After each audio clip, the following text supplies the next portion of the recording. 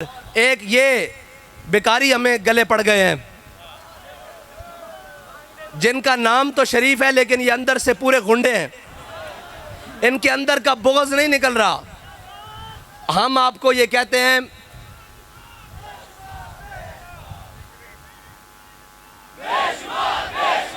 ताजदारे ख़त्म नबूवत। बाबा जी कहते थे जो आपके हाथों में से नूर निकलता है ना, जिस नूर से कुफर डरता है, अभी तक मैंने उस तरह का नारा नहीं देखा। नारा लगाओ ताजदारे ख़त्म नबूवत, ताजदारे ख़त्म। गया तो उसने कहा या रसूलल्लाह, मुंह पर हाथ से कपड़ा रखा, क्या या रसूलल्लाह इस गधे को यहाँ से ले जाएं, मुझे बड़ा ताफ़ुन आया है, मुझे बड़ी बदबू आई है।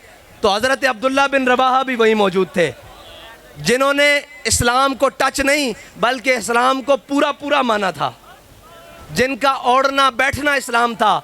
अगर इस्लाम टच वाला होता तो हज़रत सलमान फ़ारसी से पूछा गया क्या सलमान आपके वालिद का नाम क्या है, तो आपने फरमाया सलमान बिन इस्लाम बिन इस्लाम बिन इस्लाम।